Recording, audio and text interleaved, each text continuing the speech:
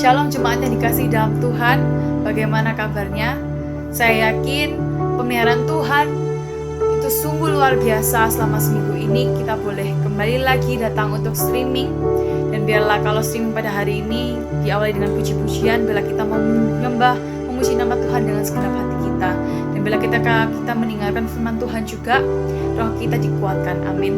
Mari kita menaikkan pujian, diam di hadirat.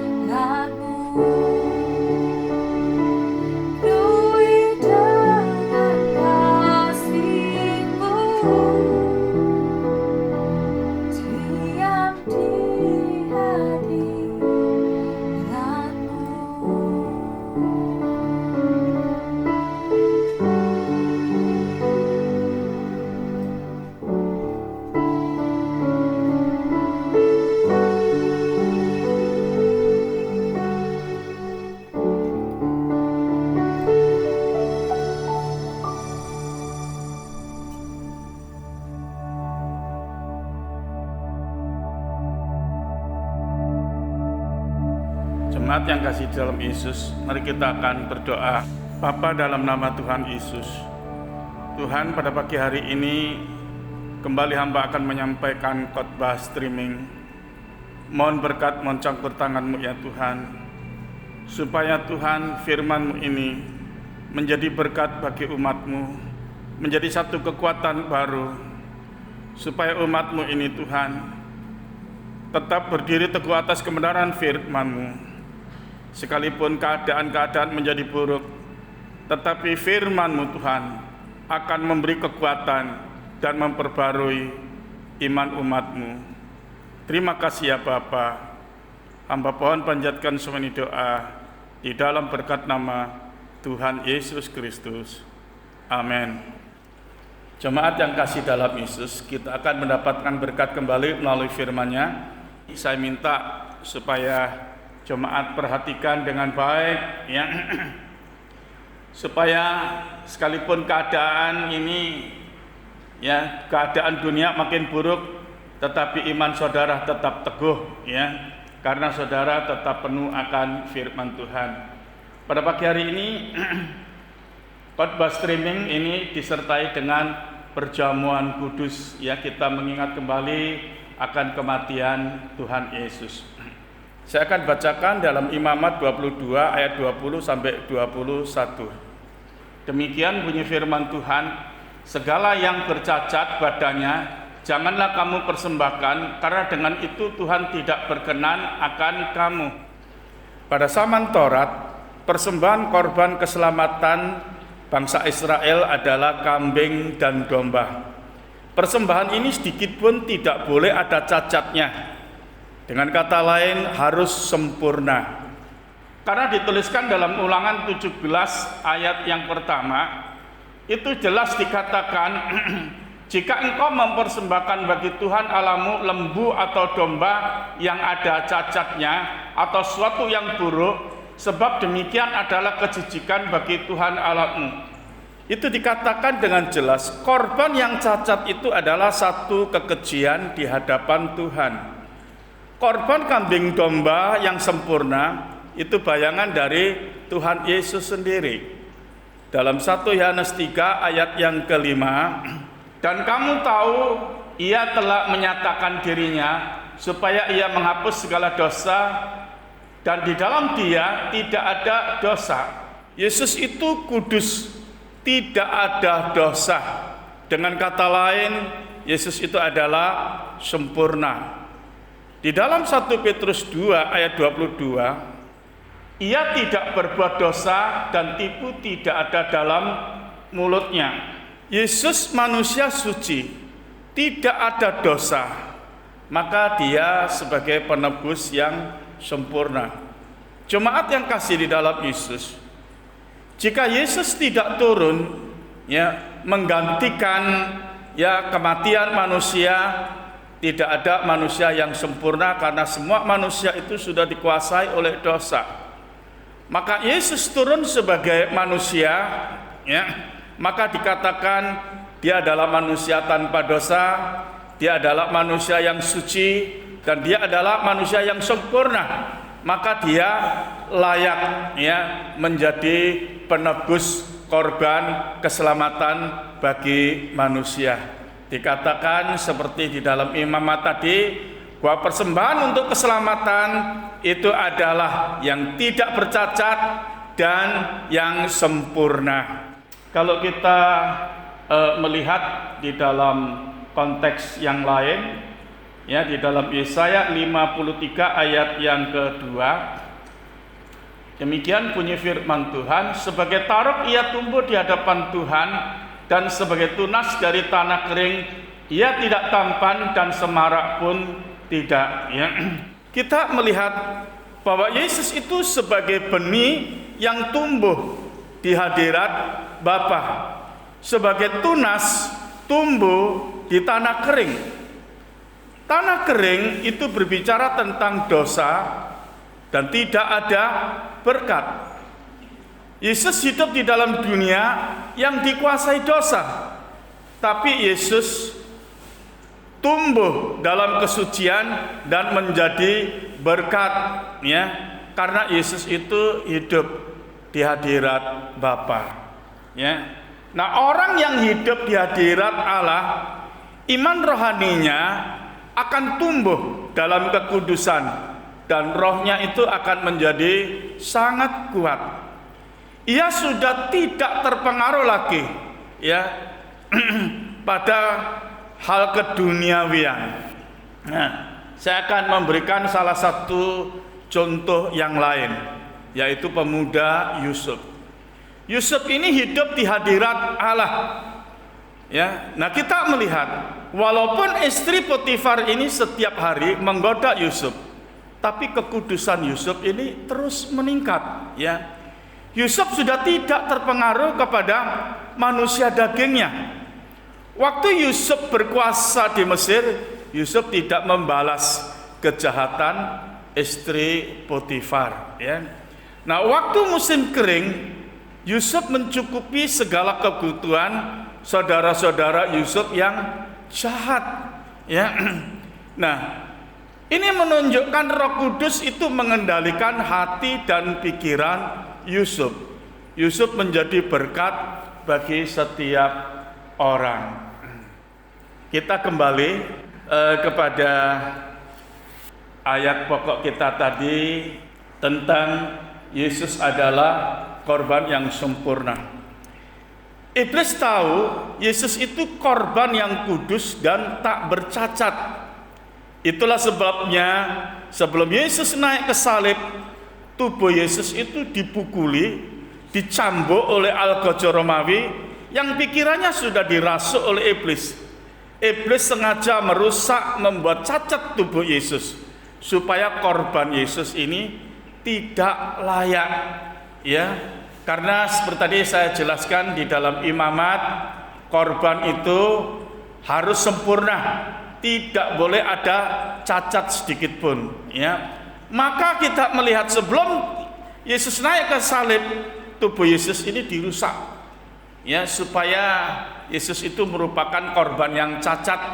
Ya, nah, tapi kita melihat Bapa tidak melihat fisik Yesus yang rusak akibat perbuatan iblis.